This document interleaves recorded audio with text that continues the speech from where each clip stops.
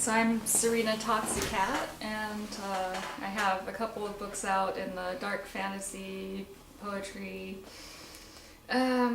literary fiction genre with a little horror thrown in, and of course everything that comes off that way. Dark fantasy is probably the stuff that actually happened, but that's often the way it goes with us. This is my latest book. It's called Ghost and Bones, and I'm not going to explain it. I'm just going to read from it. And it's still approved, so it's going through some proofreading now, which it desperately needs. I had to be admitted to the hospital for medical stabilization, literally kicking and literally screaming for the police. I think Anatoly just wants my cat. He's trying to get rid of me. He promised we'd try the aromatherapy next. He lied. Cat coveter. My neighbor Timbo, who heard the uproar from his apartment across the hall, had my bony back until Audra explained the situation. She had a way with words.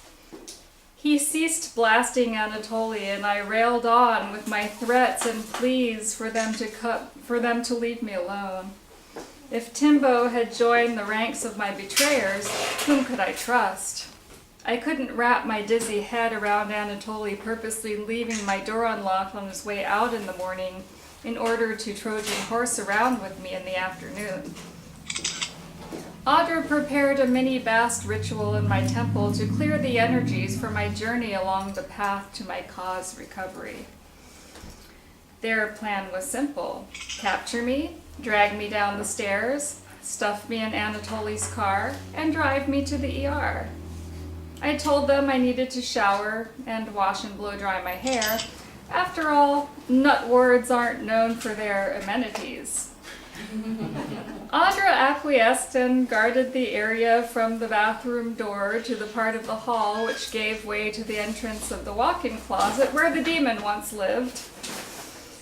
I turned on my old boom box to create an ambiance and erect an oral shield for my last shower as a free woman. Once my hair was styled and outside clothes on, I seized an opportunity to slip by, creak open my apartment door, and dash out in an effort to make my way down the hall fire escape and run for my life. I was erratic and desperate, and Anatoly assumed I was intending to jump. With my terrible balance and the steps as rickety as they were, the result may have been the same. He intercepted me, and, while horizontal, I carpe diem'd a piece of wood that lay loose on the floor to hurt myself with. It would serve the twofold purpose of distracting me from the emotional distress of being held hostage and captured, and thrown my cat-coveting captors off their trajectory with an unexpected element. In Big Fish Story style, Audra called it a brick and assumed I was aiming for Anatoly. She mentally added "danger to others" to her list of the 5150 psych-hold criteria I met. I was resolute in wanting to die, but only by the hand of the beast. Live by the beast and die by the beast. I was the beast, no more Pallas. My cruelest captor was I. After 2 hellish hours of Anatoly arguing and me bargaining, and Audra in tears lamenting the possession of her friend, I consented to go peacefully. I couldn't abide seeing her so distraught. She told me she was proud of me for making that decision, and that I should do it for myself. Wrong thing to say. No way was that a choice I would or even could make.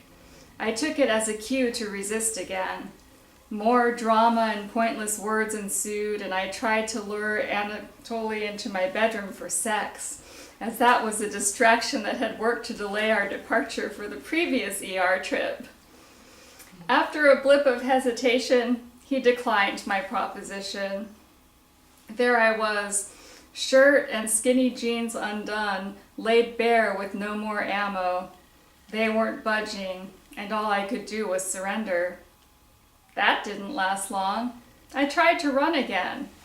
And Anatoly apprehended me like a football, carried me down the stairs where I still struggled as he dragged me across the curb to the car.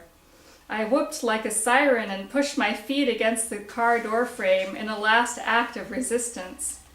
I don't remember what I did or said on the ride over, but I'm sure it wasn't nice.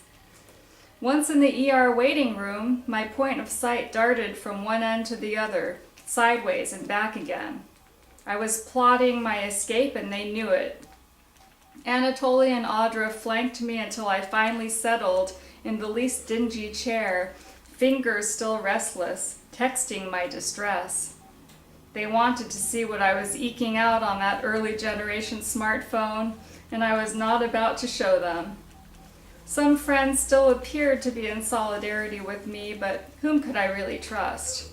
Might as well check email. And I'll leave you with that for now. Thank you.